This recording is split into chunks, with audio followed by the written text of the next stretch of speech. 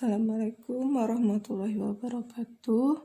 Pada pertemuan kali ini kita akan melanjutkan mengenai energi kinetik rotasi.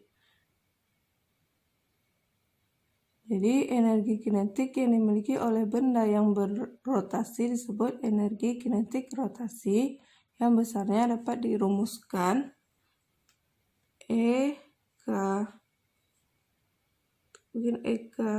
rotasi sama dengan setengah I kali omega kuadrat, di mana I itu adalah momen inersia benda, omega adalah kecepatan sudut. Kemudian kita masuk pada gerak menggelinding. Jadi ini rumusannya.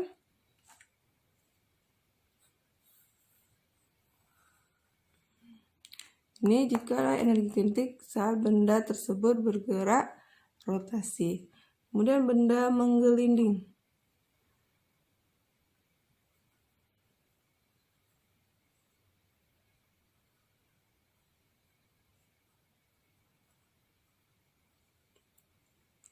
Jadi benda menggelinding, kalau menggelinding berarti dia bergerak rotasi dan bergerak translasi. Bergerak rotasi iya, bergerak translasi dan rotasi. Seperti ini. Jadi ini namanya gerak menggelinding. Dia bergerak rotasi dan juga bergerak translasi. Jadi dirumuskan EK totalnya sama dengan EK translasi ditambah EK rotasi. EK total sama dengan EK translasi, kalau rumusnya setengah mv kuadrat ditambah setengah I kali omega kuadrat.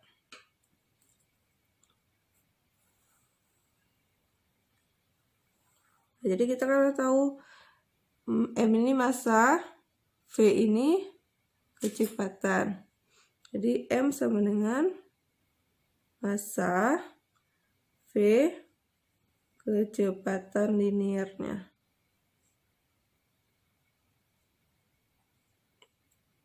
Jadi kalau kita lihat rumusan omega di sini, jadi omega itu sama dengan V per R.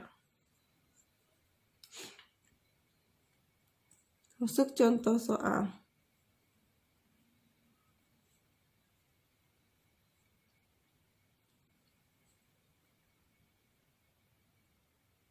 Nah, contoh soal. Sebuah bola pejal dengan massa 10 kg dan jari-jari 20 cm berada pada bidang datar licin. Bola menggelinding dengan kelajuan linier 5 meter per sekon dan kecepatan sudut 6 radian per sekon. Energi kinetik totalnya adalah, jadi yang diketahui, bola pejal dengan massa M 10 kg, jari-jari R 20 cm,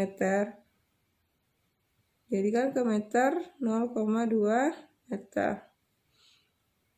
Bola menggelinding dengan kelajuan linear, di V, kelajuan linear V 5 meter per sekon, kecepatan sudut omega 6 radian per sekon. Yang ditanya energi kinetik totalnya.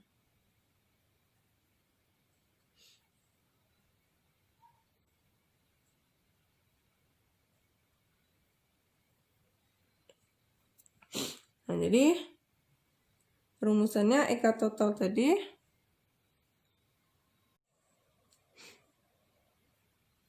EK total sama dengan setengah mv kuadrat tambah setengah I omega kuadrat.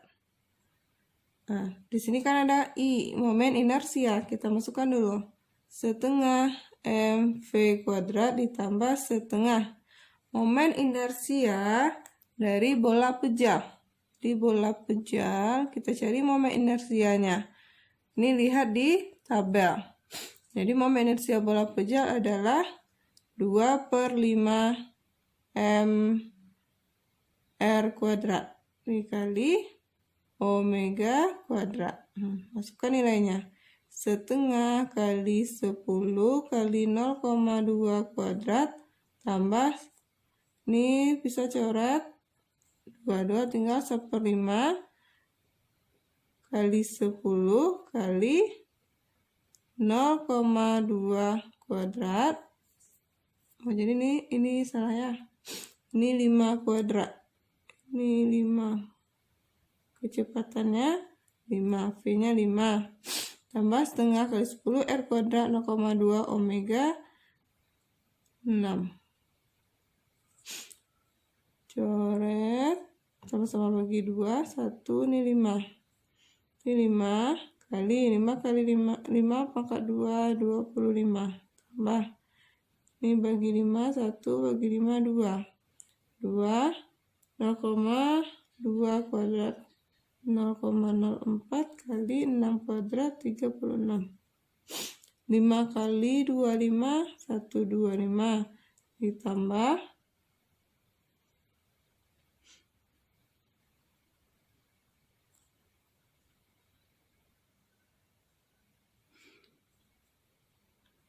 2 kali 0,04 kali 36, 2,88. Kita jumlahkan, dapatnya 127,88 joule.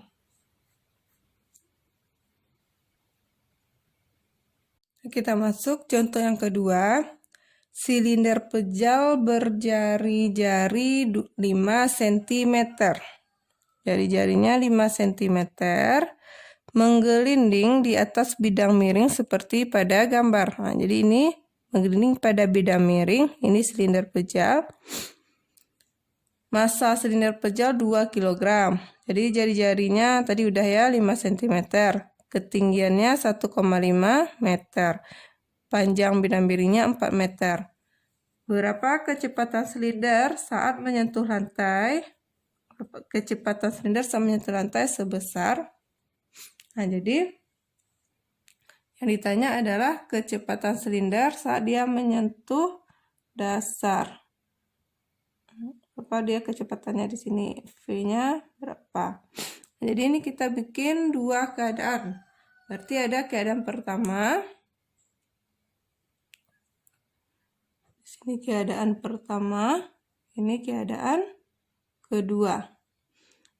Nah, jadi keadaan pertama, benda bergerak. Di sini kan tidak dinyatakan kecepatan benda awal. Jadi kalau tidak dinyatakan, kita anggap kecepatan benda awal itu sama dengan 0. Nah, ini kita gunakan hukum kekekalan energi mekanik yang sudah kita pelajari di kelas 1.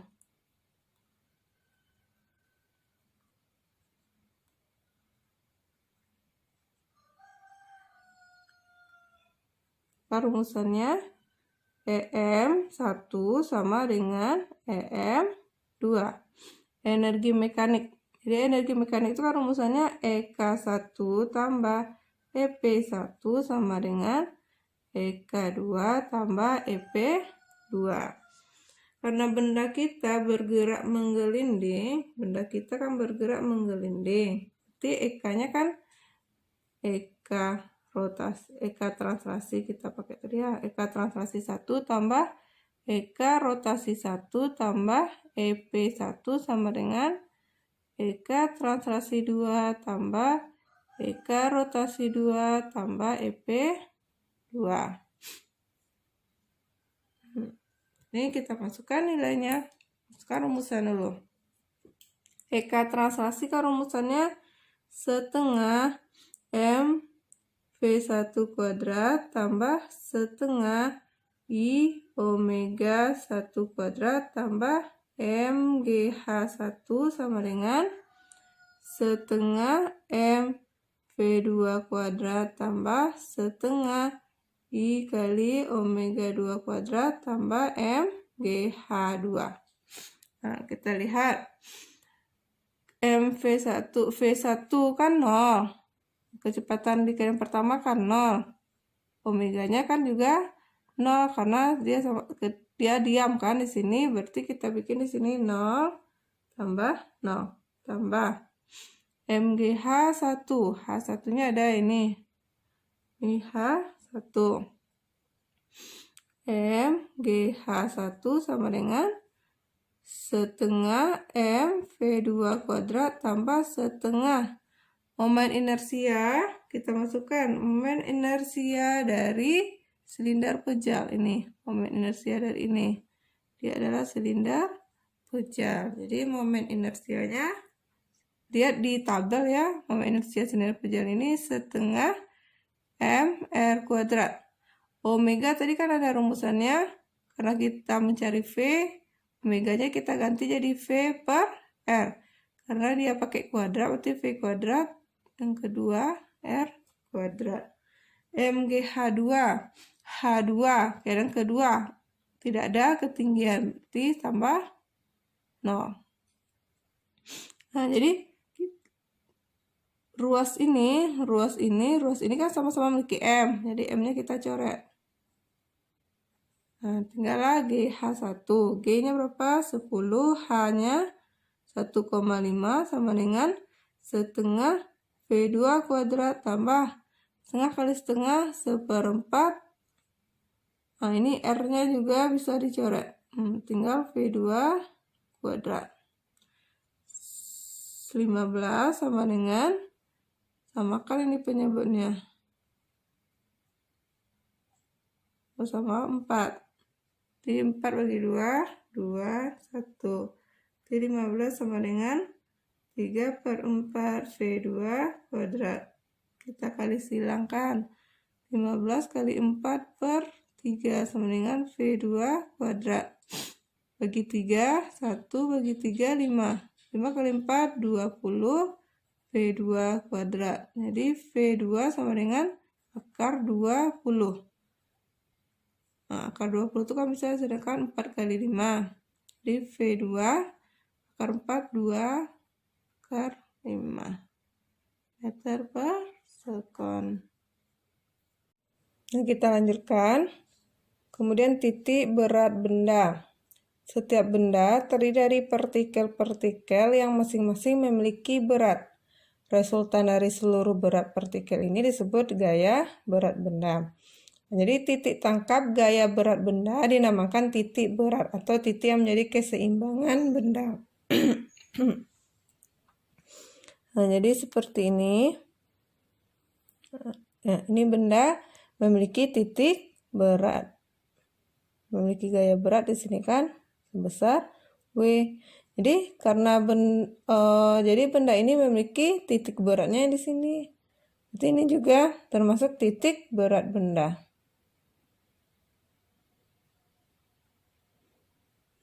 Ini karena bendanya itu adalah teratur seperti batang.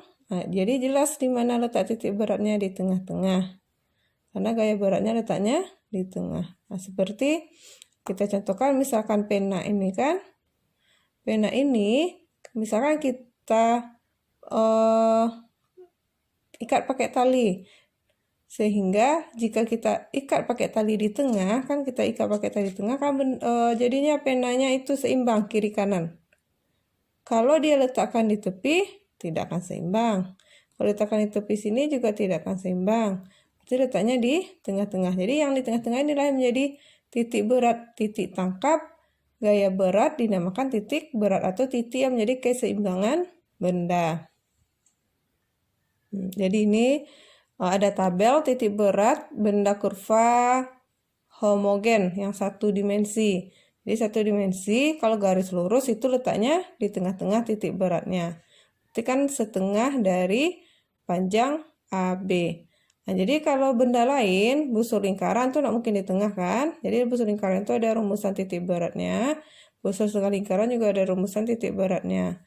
dan benda-benda berikut.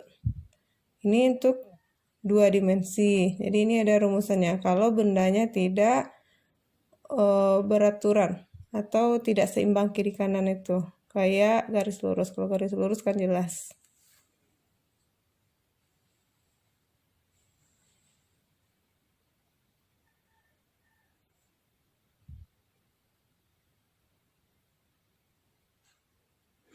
Jadi kita rumuskan, jika bendanya benda homogen satu dimensi,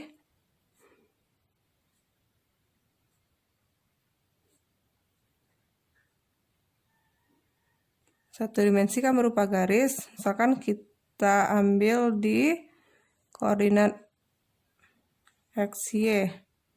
Misalkan ada garis, ini garis pertama. Nah, ini contohnya garis kedua. Ya kan? Nah, di sini kalau kita mau mencari pada sumbu X, jadi X rumusannya itu X1 kali L1 tambah X2 kali L2 per L1 tambah L2.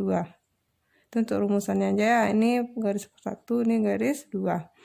Untuk Y, itu rumusannya Y1 kali L1 tambah Y2 kali L2 per L1 tambah L2. Ini benda homogen satu dimensi. L ini adalah panjang.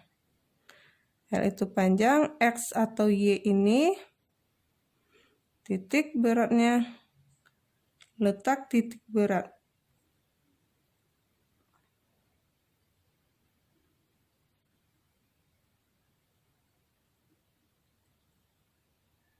Kemudian benda homogen 2 dimensi. Kalau 2 dimensi ini berupa luasan.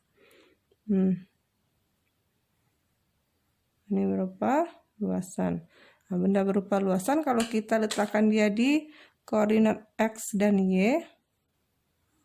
Ini kan X, ini koordinat Y. Jadi di sini kan titik beratnya ini X, ini Y. Ini untuk satu, kalau dia banyak kan langsung aja. Rumusan X sama dengan X1 kali A1 tambah X2 kali A2 tambah seterusnya. Kalau banyak bidangnya, kalau ini kan satu bidang. Per A1 tambah A2 tambah seterusnya. Ini juga sama seperti ini.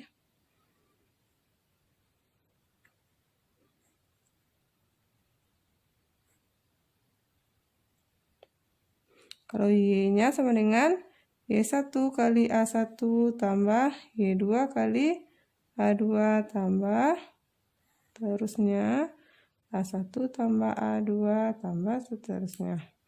Kemudian untuk benda homogen 3 dimensi. Kalau 3 ini pakai volume. Jadi X-nya sama dengan X1 kali V1 tambah X2 kali V2 ditambah per V1 tambah V2 tambah sebenarnya kalau banyak. Y sama dengan Y1 kali volume 1 tambah Y2 kali volume 2 tambah per